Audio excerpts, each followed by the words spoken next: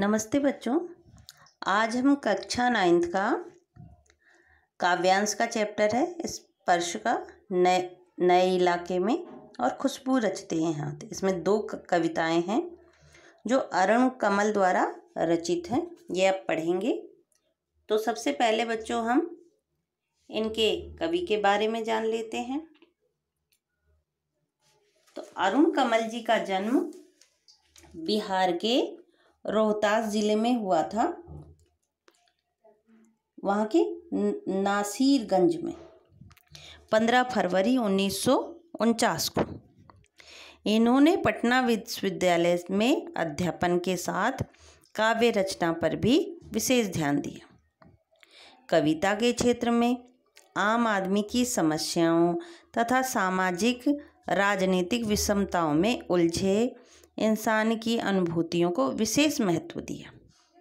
इसकी रचनाओं में शोषण मूलक सामाजिक व्यवस्था के प्रति आक्रोश, नफरत के साथ सहानुभूति एवं एक नई मानवीय व्यवस्था का निर्माण करने की आकुलता दिखाई देती है। कवि की भाषा खड़ी बोली हिंदी है।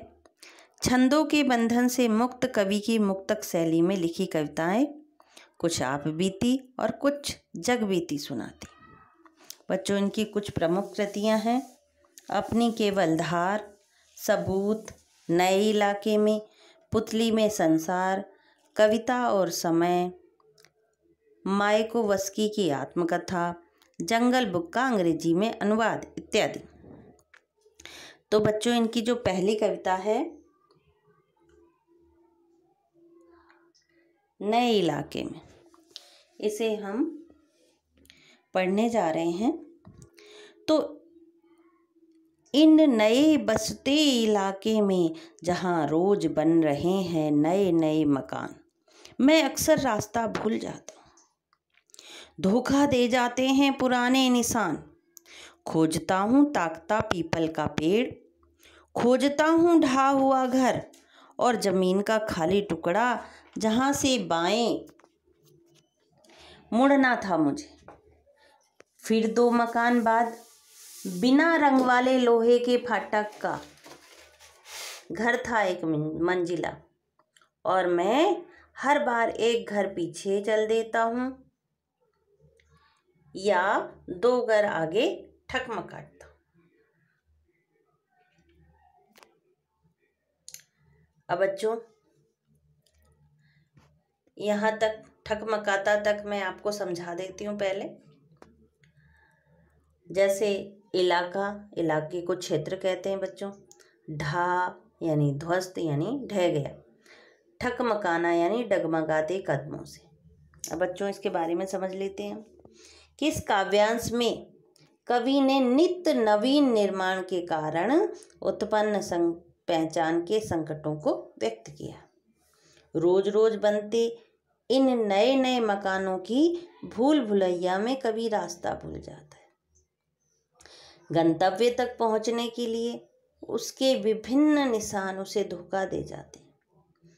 पीपल के पेड़, ढहे हुए घर तथा खाली जमीन के टुकड़े को जहां से उसे बाएं मुड़ना था, वे अब नजर नहीं आते। इस परिवर्तन में वो निशान खो गए। कवि इसी उधेड़बुन में डगमगाते कदमों से एक घर पीछे अथवा 2 घर आगे चला जाता है। अब बच्चों, यहाँ से दूसरे काव्यांश से हम पढ़ लेते हैं। यहाँ रोज कुछ बन रहा है, रोज कुछ घट रहा है। यहाँ स्मृति का भरोसा नहीं। एक ही दिन में पुरानी पड़ जाती है दुनिया। जैसे बसंत का गया पतझड़ को लौटा हूँ, जैसे बैसाख का गया भादों को लौटा हूँ। अब यही है उपाय कि हर दरवाजा खटखटाओ और पूछो, क्या यही है वो घर? समय बहुत कम है तुम्हारे पास, आ चला पानी ढा आ रहा आकाश। शायद पुकार ले कोई पहचाना ऊपर से देखकर। अब बच्चों, यहाँ रोज कुछ बन रहा है। अब बच्चों जैसे स्मृति का मतलब होता है बच्चों याद, घट माने घटित होना, बसंत एक मोहक ऋतु है, बसंत ऋतु, पतझड़ वो भी एक ऋतु है, बैसाख चैत के पश्चात आने वाला एक महीना होता है, ऐसे ही भादों सावन के बाद आने वाला माह। कवि को प्रतिदिन परिवर्तन का आभास हो रहा है, यहाँ कुछ ना कुछ नया निर्माण होता रहता, रोज नई घटनाएं घटती रहती, पुरानी स्मृतियां मिट जाती हैं। एक ही दिन में दुनिया पुरानी पड़ जाती है। अब तो कवि के पास एक ही उपाय शेष रह गया है कि हर दरवाजे को खटखटाकर यह पूछे, क्या यही वह घर है जिसकी उसे तलाश है? जीवन में समय बहुत कम है, लगता है आकाश सिर पर गिरा चला आ रहा हो। कवि को लगता है कि शायद ऐसे में कोई जान पहचान वाला ऊपर से देखकर पुकार ले। इस तरह बच्चों ये जो पहली कविता थी वो समाप्त होती है। इसमें दूसरी कविता है अब खुशबू रचते हैं हाथ, उसके बारे में जान लेते हैं बच्चों हम कि कई गलियों के बीच, कई नालों के पार, कूड़े करकट के ढेरों के बाद, बदबू से फटते जाते इस टोले के अंदर, खुशबू रचते हैं हाथ, खुशबू रचते हैं हाथ। पहले यहाँ तक का काव्यांश समझ लेते हैं बच्चों। जैसे नाला, नाला कहते किसे? गंदे नाली, गंदा जो पानी का निकास बनाया जाता है या रास्ता बनाया जाता है उसे नाला कहते हैं। बदबू यानी बुरी गंध। टोला यानी बस्ती को कहते हैं बच्चों। इन पंक्तियों में कवि ने खुशबू की रचना करने वाले गरीब अभावग्रस्त मजदूरों के कठिन जीवन को दर्शाया है। कवि के अनुसार ये गरीब कामगार अत्यंत निम्न स्तर का जीवन व्यतीत करते हैं।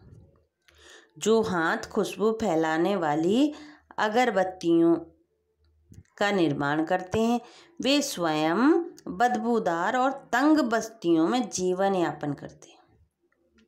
शहर के किनारे, कई नालों के पार, कूड़े करकट और गंदगी के ढेरों के पास उन्हें रहना पड़ता है।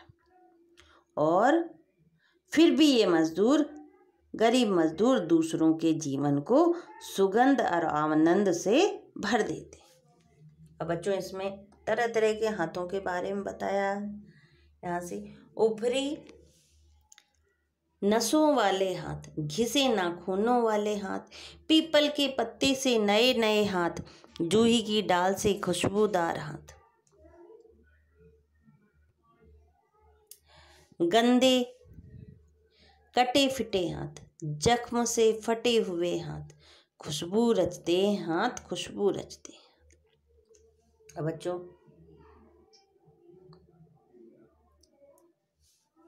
जैसे जूही एक पुष्प को कहते हैं बच्चों जख्म यानी घाव।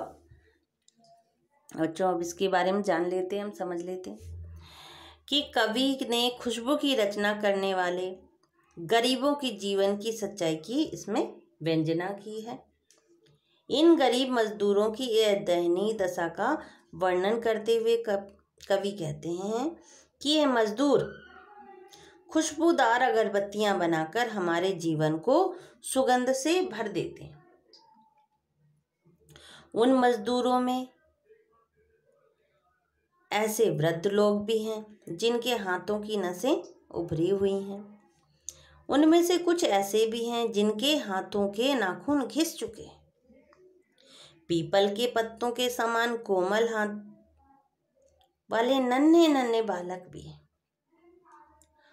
उनमें ऐसी नवयुवतियां भी हैं जिनके हाथ जूही की फूलों की डाली के समान कोमल है। काम की अधिकता से कटे फटे हाथ भी काम करने को विवश है। इस प्रकार कठिन परिस्थिति में ये मजदूर, इनके परिवार के सभी सदस्य काम करने को मजबूर है। अब अगला है बच्चों, यहीं इस गली में बनती हैं मुल्क की मशहूर अगरबत्तियाँ। इन्हीं गंदे मोहल्ले के गंदे लोग बनाते हैं केवड़ा, गुलाब, खस और रात रानी की अगरबत्तियाँ। दुनिया की सारी गंदगी के बीच दुनिया की सारी खुशबू रचते हैं हाथ, खुशबू रचते हैं हाथ, खुशबू रचते हैं हाथ। अब बच्चों, मुल्क माने देश को कहते हैं, मशहूर माने प्रसिद्ध, केवड़ा एक खुशबूदार फूल का पेड़ होता है बच्चों, रात रानी ये भी खुशबूदार पुष्प होता है। कवि के अनुसार इसी तंग बदबूदार गंदी गलियों में देश की प्रसिद्ध अगरबत्तियां बनती। इन्हीं गंदे मोहल्लों में रहने वाले गंदे लोग गुलाब, केवड़ा, खस तथा रात रानी की सुगंध वाली खुशबूदार अगरबत्तियां बनाते हैं। वे स्वयं गंदी जगह पर गंदगी के बीच रहते हैं, फिर भी हमारे जीवन को सुगंधपूर्ण बनाने वाली सुगंधित अगरबत्तियां बनाते हैं। इस प्रकार ये गरीब मजदूर गंदगी में रहकर हमें सुगंध की अनुपम भेंट प्रदान करते हैं। इस तरह बच्चों, आपका जो ये चैप्टर था नए इलाके में और खुशबू रचते हैं हाथ समाप्त होता है। धन्यवाद।